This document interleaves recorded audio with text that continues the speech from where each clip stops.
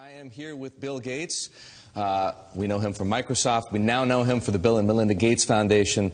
Bill, it's great to see you. Great to see you here in particular because we know the Gates Foundation for its work on infectious diseases, child health, nutrition, agriculture, education, the list goes on. Why does Bill Gates care about finance? Well, it's all about helping the poorest. And one thing they don't have access to is bank accounts. The fee structure, if you have small amounts of money, is just too high. And we got involved in some traditional microlending, but just didn't see how that could scale up and get inexpensive enough. So now we're involved in trying to make sure we get a very efficient digital payment structure set up for all the poorest in the world to get financial products that work for them. What are you doing? The idea is that typically through the cell phone, you should be able to send money to your relatives. You should be able to track the money that's coming in, set aside money to buy seeds the next year. And there are countries where this is beginning to take off. Kenya, Bangladesh, even Somalia, maybe the last country you'd suspect up in Somaliland. Almost half of the GDP is done digitally. I don't need to tell you that the poor have been unbanked for as long as there have been banks. Why is this time different? Well, it's really the digital revolution. The poorest have bought cows, stored gold, put currency under their mattress, but they are getting cell phones. And the cell phone capability of identifying who's using the cell phone, letting you look at your spending patterns, that's going to be common sense. People are going to have help and lots of innovative products competing on top of this digital currency platform. So if technology, mobile phones for example, digital money, helps to increase access to financial services at the same time as it lowers the cost of delivery, why is philanthropy needed? Philanthropy should just be here to bootstrap this. There are a lot of regulations in this area, and understanding how those regulations can make the cost of remittances, where you're sending money back to your family in your country of origin, how right now that has about a 5% overhead on it.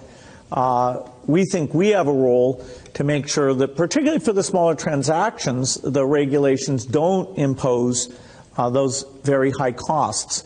Once this gets going, then we'll step up to the applications and say, okay, how does a savings application help the mother make sure money's focused on the kids? How does it help them stay in school, set money aside for the uniform or for good future planning? Some of what you just described, the need to move money from place to place, the cost of doing so, the overhead, as you put it, makes me think, believe it or not, of Bitcoin, because some people have said, hey, Bitcoin is the answer to those problems. Are you a believer? Well, Bitcoin is exciting because it shows how cheap it can be. Bitcoin is better than currency in that you don't have to be physically in the same place. And, of course, for large transactions, currency can get pretty inconvenient. The customers we're talking about aren't trying to be anonymous. They're willing to be known. So the Bitcoin technology is key, and you could add to it, or you could build a similar technology where there's enough attribution that people feel comfortable. This has nothing to do with terrorism or any type of money laundering. What kinds of people or private enterprises right now are helping to solve the same problems you're interested in? Well, in some countries, the mobile companies have been fantastic. In a few other companies, it's been the banks. In some countries, it's a startup company that's neither a bank nor a mobile company. In Bangladesh, the bKash offering runs across any phone, and they've gotten the regulations so that they have a product that we think will get very, very pervasive. So entrepreneurs are there. The enablement this creates, if you want to put in, say, electricity in a city, collecting your bills is one of the reasons why the underspending of infrastructure in these areas is a real thing holding back the economy. You mentioned banks. Are the legacy institutions, for the most part, banks, credit card companies, payment processors, friend or foe?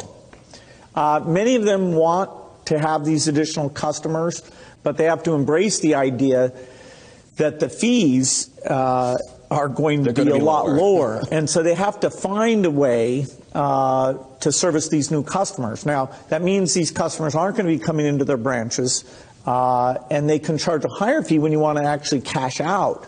But if it's a pure digital transaction, then, you should be paying, less than 1% to move that money from you to a merchant or from you to a friend, even with meeting all the regulatory requirements.